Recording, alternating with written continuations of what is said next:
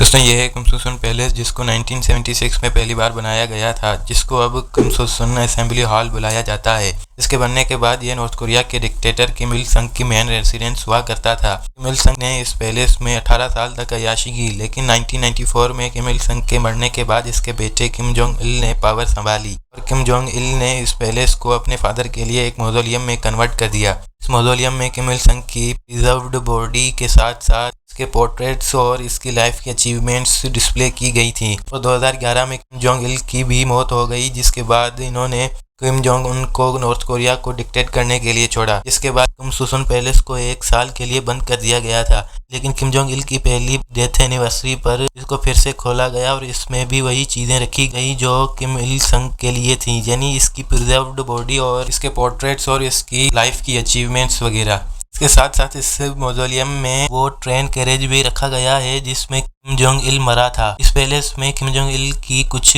Favourite चीजें भी रखी गई हैं, जैसे कि इसकी फेवरेट गाड़ी, याट, कपड़े, मेडल्स और दूसरे पर्सनल आइटम्स। इस साल यह पैलेस बंद था, उस दौरान इस पैलेस की ग्राउंड्स की रिनोवेशन भी की गई थी।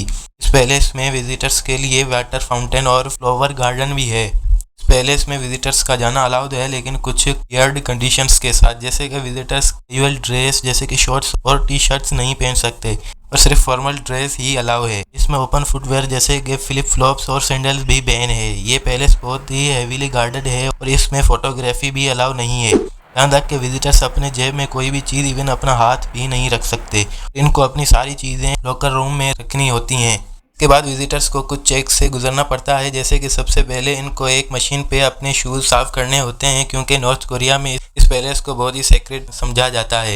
इसके बाद विजिटर्स को स्कैनर से गुजरना पड़ता है ताकि ये इंश्योर किया जा सके कि इनके पास कोई चीज़ नहीं है। और विजिटर्स को किम इल संग और किम जोंग इल के स्टेचूज के सामने एज ए रिस्पेक्ट झुकना पड़ता है और फूल भी चढ़ाने होते हैं। इसके अलावा अगर हम इस पैलेस की प्राइस की बात करें तो रिपोर्ट्स के मुताबिक इसकी प्राइस $900 मिलियन है, लेकिन कुछ रिपोर्ट्स के मुताबिक इसकी प्राइस $100 मिलियन है। इसके अलावा किम जोंग उन की करंट रेसिडेंस के बारे में बात करें तो इसके पास अपने बहुत सारे घर हैं, लेकिन ये अभी प्योंगयांग रेसिडेंस में रहता है, जो इनके कैपिटल प्योंगयांग में मौजूद है और ये पहली बार 1983 में बनाया गया था।